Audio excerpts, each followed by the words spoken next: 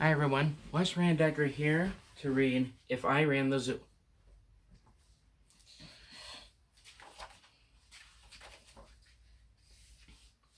It's a pretty good zoo, said young Gerald McGrew, and the fellow who runs it seems proud of it too.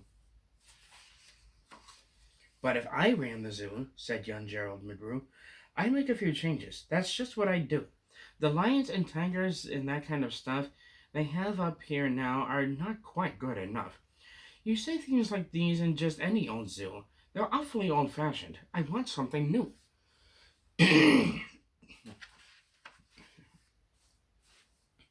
So I'd open each cage, I'd unlock every pen, let the animals go, and start over again.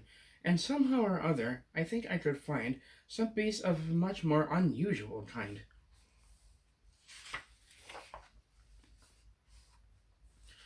A 4-footed lion's not much of a beast. The one in my zoo will have 10 feet at least, 5 legs on the left and 5 more on the right. Then people will stare and they'll say, "What a sight!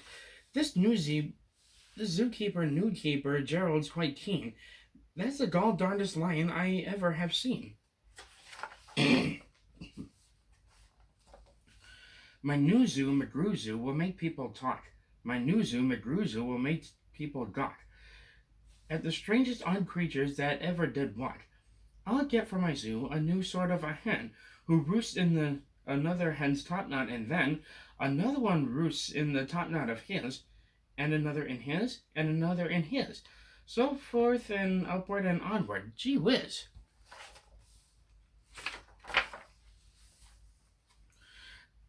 But that's just a start. I'll do better than that. They'll see me next day in my zookeeper's hat coming into my zoo with an elephant cat. They'll be so surprised they'll all swallow their gum. They'll ask when they see my strange animals come, "Where do you suppose he gets things like that from? His animals all have such very odd faces. I'll bet he must hunt them in rather odd places." "And that's what I'll do," said young Gerald McGrew. "If you want to catch bees you don't see every day, you have to go places quite out of the way. You have to go to places no others can get to. You have to get cold and you have to get wet too. Up past the North Pole, where the frozen winds squeal, I'll go and I'll hunt in my Skigomobile, and bring back a family of what do you know, and that's how my new zoo, McGrew Zoo, will grow."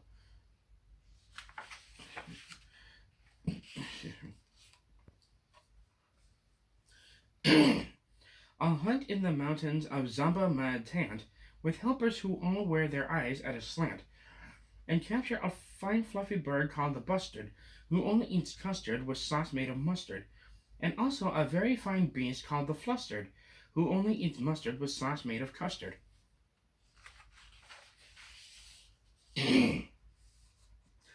"I'll catch 'em in caves, and I'll catch 'em in brooks. I'll catch 'em in crannies. I'll catch 'em in nooks that you don't read about in geography books.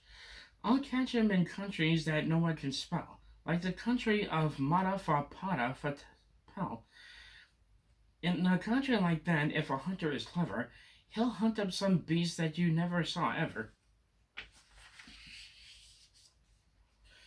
I'll load up 5 boats with a family of yotes, whose feet are like cows but wear squirrel-skin coats, and sit down like dogs but have voices like goats, except they can't sing the very high notes."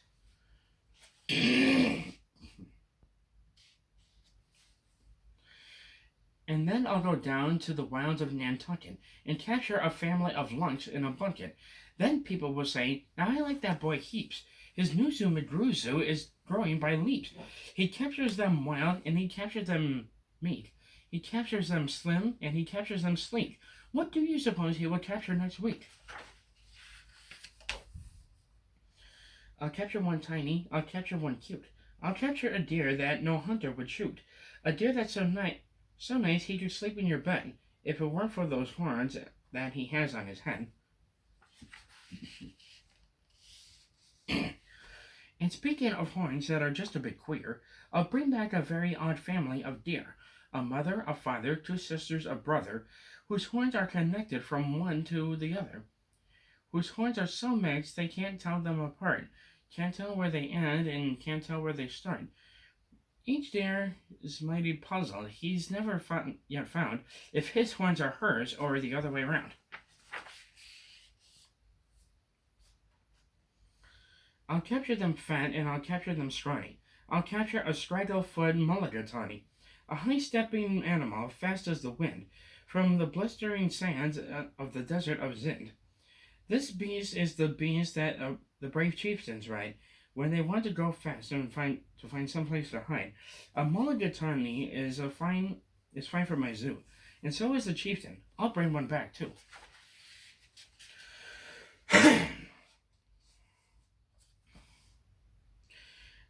In the far western part of southeast North Dakota lives a very fine animal called the Iota, but I'll capture one who is even much finer. In the northeastern west part of South Carolina.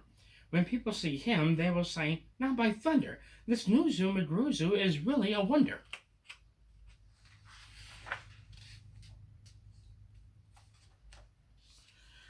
Most bees are quite friendly, but still, in some lands, some beasts are too dangerous to catch with bare hands. For those that are ugly and vicious and mean, I'll build a bad animal catching machine.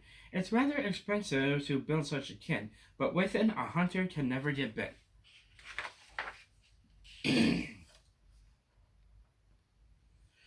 A zoo should have buds, so I'll capture a thwirl, whose legs are snarled up in a terrible snarl.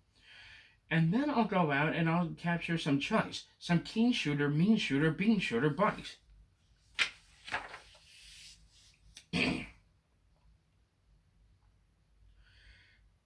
I'll go to the African island of Yurka and bring back a tizzle-toed tufted mazurka, a kind of canary with quite a tall throat.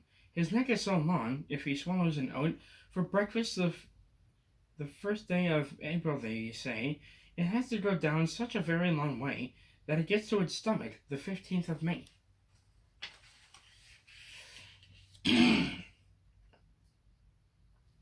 I'll bag a big bug who is very surprising, a fellow who has a propeller for rising and zooming around, making cross-country hops from Texas to Boston with only 2 stops. Now that sort of thing for a bug is just tops.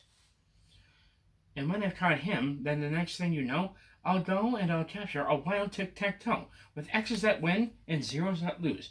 He'll look mighty good in the zoo of McGrew's. Excuse me. I'll bring back a gusset, a gherkin, a gasket, and also a gooch from the wilds of Nantastic. And 8 Persian princes will carry the basket, but what their names are, I don't know, so don't ask it.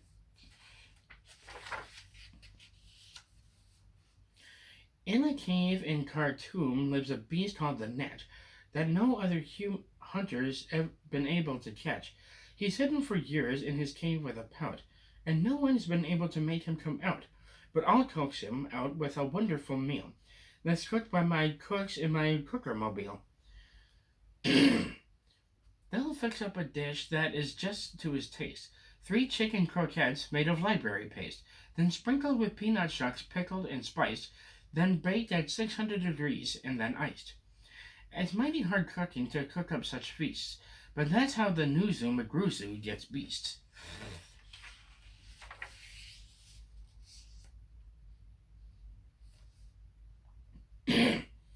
I'll go to the faraway mountains of Tops, near the river of Nobsk, and I'll bring back an Obsk, a sort of a kind of a thingamabobsk, who only eats rhubarb and corn on the cobs. Then people will flock to my zoo in a mobsk. McGrew, they will say, does a wonderful jobsk.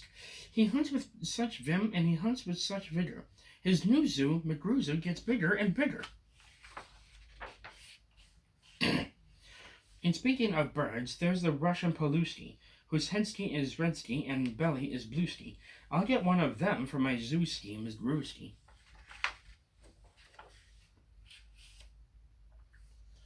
Then the whole town will gasp, why this boy never sleeps? No keeper before ever kept what he keeps, and there's no telling what that young fellow will do.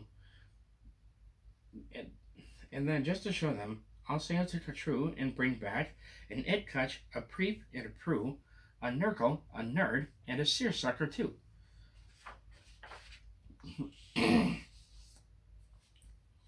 I'll hunt in the jungles of Hipponohungus and bring back a flock of wild Biponobungus.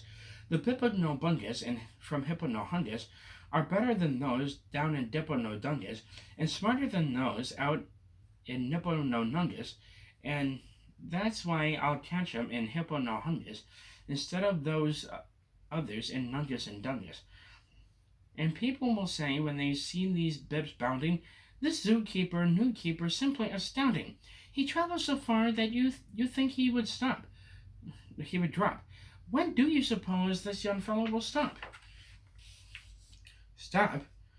Well, I should, but I won't stop until I've captured the Fizzamadil, the world's biggest bird from the island of Gork, who only eats pine trees and spits out the bark. And boy, when I get him back home to my park, the whole world will say, Young McGrew's made his mark. He's built a zoo better than Noah's whole ark. These wonderful, marvelous beasts that he chooses have made him the greatest of all the McGrewses.